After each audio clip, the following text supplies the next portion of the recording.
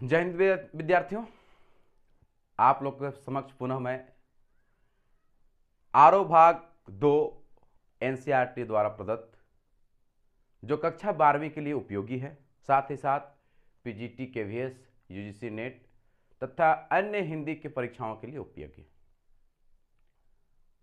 आज का जो वीडियो है रघुवीर साय द्वारा लिखी कविता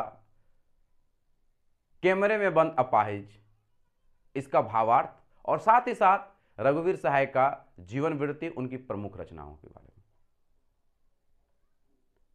आप लोग से निवेदन है कि मेरे इस चैनल को आप लाइक करें, शेयर करें, कमेंट करें और सब्सक्राइब करें और बेल आइकन जरूर दबाएं ताकि मेरे आने वाले नए नए वीडियो को नोटिफिकेशन आपको प्राप्त होता रहे।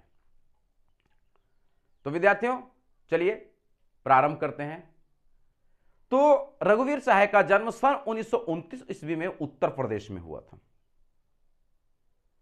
इनके प्रमुख रचनाओं की बात करें तो इनके प्रमुख रचनाएं जो हैं इस प्रकार से है: सीढ़ियों पर धूप, आत्महत्या के विरोध, हंसो हंसो जल्दी हंसो तथा अन्य रचनाएं इनके प्रमुख रचनाएं हैं। रघुवीर सहाय दूसरे तार सप्तक के कवि हैं। अब सवाल है कि 12th क्लास के बच्चों को तार सप्तक का महत्व नहीं पता, या जो अभी अभी पीजी कर रहे हैं वैसे विद्यार्थियों को तार सप्तक के बारे में नहीं पता होगा। तो मैं आप लोगों को बता दूं, तार सप्तक एक ऐसा समूह था जिसमें 7 कवियों का समावेश किया गया था। जिस प्रकार से आसमान में 7 तारों को सप्तऋषि नाम दिया गया, ठीक उसी प्रकार काव्य के क्षेत्र में 7 कवियों को तार सप्तक के रूप में रखा गया। इसके तार सप्तक के संपादक के रूप में हमारे अज्ञेय जी थे।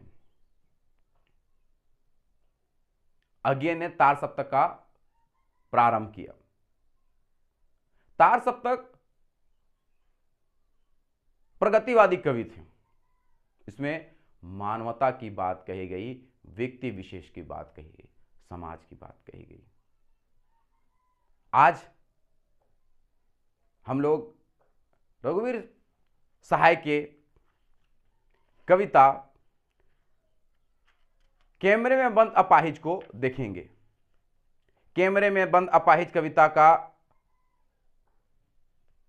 लोग भूल गए हैं काव्य संग्रह से लिया गया। यहां पर इस कविता में मीडिया का जो कार्य है और मीडिया किस प्रकार से कार्य करती है उसका चरित्र चित्रण किया गया। मीडिया यदि अपना कर्तव्य को सही रूप से निभाते हैं या नहीं निभाते हैं, इसका चरित्र चित्रण किया गया। इस कविता में व्यंग्यात्मक रूप से मीडिया का अस्तित्व को दिखाया गया और अस्तित्व के साथ साथ वास्तविक चीज को दिखाया गया। अर्थात जो चीजों का पूछना नहीं चाहिए, जो चीज का दिखाना नहीं चाहिए, उस वस्तु को भी दिखाने का प्रयास किया जाता है। एक लाचार, एक बेबस व्यक्ति को लाया जाता है, पकड़ा जाता है, अपने टीआरपी बढ़ाने के लिए उसे बार बार प्रश्न किया जाता है।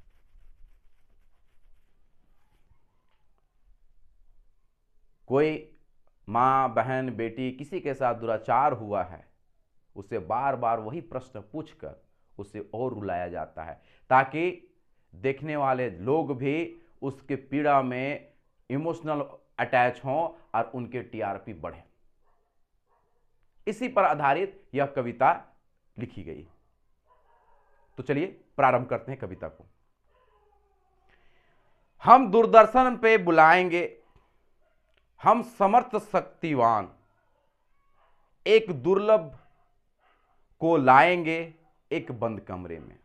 कवि कहते हैं दूरदर्शन वाले हम हैं और दूरदर्शन में एक दुर्लभ व्यक्ति को, लाचार व्यक्ति को लाया जाएगा और मैं सबसे शक्तिवान, क्योंकि समाज का चौथा स्तंभ के रूप में मीडिया को देखा जाता है। और यदि चौथा स्तंभ ही ढीला ढाला हो तो वो स्तंभ सही कभी, वो मकान कभी अच्छा नहीं हो सकता। आगे पंक्ति है कि उससे पूछेंगे तो आप क्या अपाहिज हैं। आप खुद देख रहे हैं, मीडिया वाले खुद देखते हैं कि वो अपाहिज है या लंगड़ा है, ठूठा है, या एक आंख नहीं है, कान नहीं, फिर भी उससे प्रश्न पूछा जाता है।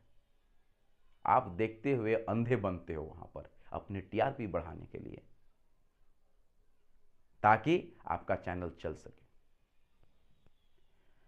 उससे पूछेंगे तो क्या आप अपाहिज हैं, तो आप क्यों अपाहिज हैं। हम देखिए, ये प्रश्न ऐसा पूछा जाता है, आप क्यों अपाहिज नहीं, हमें अपाहिज होकर बहुत मजा आया था, ये कोई बात तो हुई नहीं।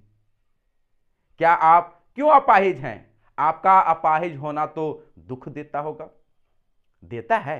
देखिए किस प्रकार से पूछते हैं, बार बार एक ही प्रश्न, क्या आप अपाहिज हैं, तो यह अपाहिज आपको दुख देता है।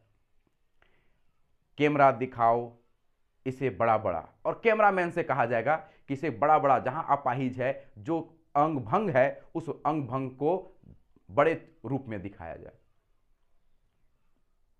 हां तो बताइए आपका दुख क्या है, जल्दी बताइए, वह दुख बताइए, बता नहीं पाइएगा।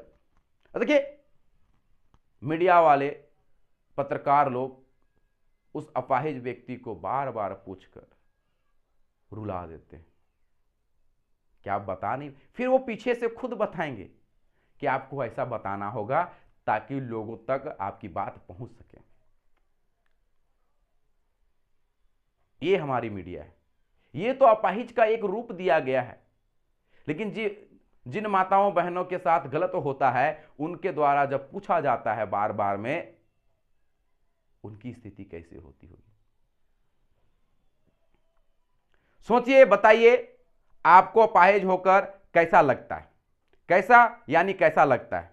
हम खुद इशारों से बताएंगे क्या ऐसा लगता है, और पीछे से हम खुद बताएंगे कि क्या ऐसा लगता है।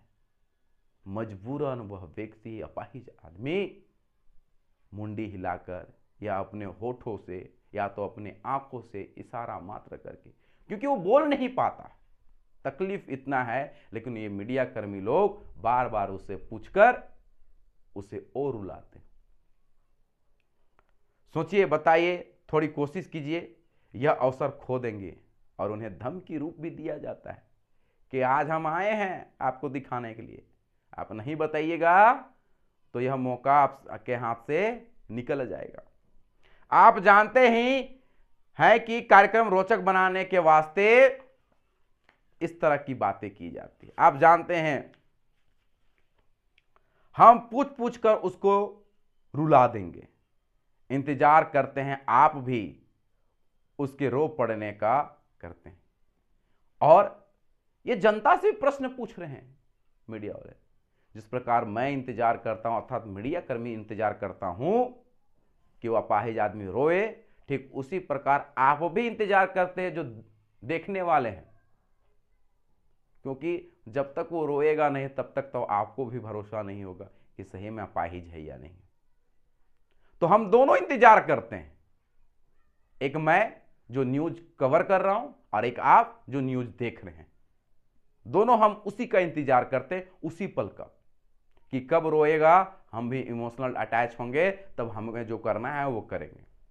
उससे पहले आप इमोशनल नहीं होते हैं, आपकी भी रोचकता उसी पर होती। यह प्रश्न पूछा नहीं जाएगा, फिर हम पर्दे पर दिखलाएंगे फुली हुई आंख की एक बड़ी तस्वीर, जिससे वह महसूस हो सके कि एक्चुअल में रो रहा है। बहुत बड़ा तस्वीर, और उसके होठों पर एक कसमकसाहट, और उनके होठों पर ऐसा प्रतीत हो कि सचमुच अंदर से कितना रो रहा है, तड़प रहा है। आशा है आप उसे उसकी अपंगता की पीड़ा मानेंगे, और इस अवस्था को, इस दृश्य को देखकर इस अपंगता का आप पीड़ा समझ सकते हैं। एक और कोशिश, दर्शक धीरज रखिए, देखिए हम हमें दोनों एक संग रुला देंगे। और कवि कहते हैं कि थोड़ा और कोशिश वो करता है मीडिया कर्मी, और अंत में हम दोनों रो पड़ते हैं, वह अपाहिज और हम दर्शक। समझे तो हम दोनों अपाहिज हैं, वह किसी शरीर के अंग का भंग हो जाने से अपाहिज है और हम अपनी सोच से भंग हैं, अपाहिज दोनों।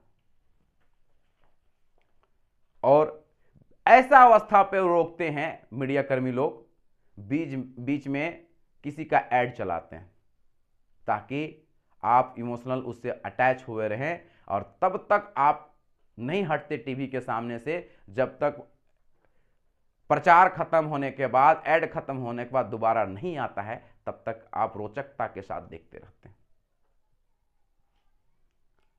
आप और वह दोनों कैमरा बस करो, नहीं हुआ रहने दो, पर्दे पर वक्त की कीमत है, अब मुस्कुराएंगे हम, और सब कुछ बताने के बाद मीडिया कर्मी कहते हैं बस अब रहने दो, इससे कुछ नहीं हो पाएगा, इसको कोई मदद नहीं करने वाला, क्योंकि यह अपना इमोशनल बाहर नहीं निकाल पा रहा है। और अंत में वह मीडिया कर्मी क्या कहते हैं, बस रहने दो, बहुत हुआ। और अंतिम समय में जाने से पहले क्या कहते हैं, आप देख रहे थे सामाजिक उद्देश्यों से युक्त कार्यक्रम, बस थोड़ी ही कसर रह गई है, धन्यवाद। और यह बात कहकर मीडिया कर्मी अपने चैनल को बंद करते हैं। आप सबसे निवेदन है, जितने भी मीडिया कर्मी या जो भी इस मेरे वीडियो को आप देख रहे हैं, आपका विषय वस्तु जरूर है, लेकिन मीडिया के ऐसी हरकत अच्छी नहीं है, क्योंकि ये समाज और लोगों के लिए अच्छा नहीं है। अपना टीआरपी बढ़ाने के लिए जो भी मीडिया कर्मी इस प्रकार का उद्देश्य को पूरा करते हैं, वो समाज के लिए हित नहीं है। तो विद्यार्थियों, आज का यह वीडियो समाप्त होता है। मैं आप लोग से पुनः निवेदन करता हूं कि आप मेरे इस चैनल को लाइक करें, शेयर करें, कमेंट करें और सब्सक्राइब करें। धन्यवाद।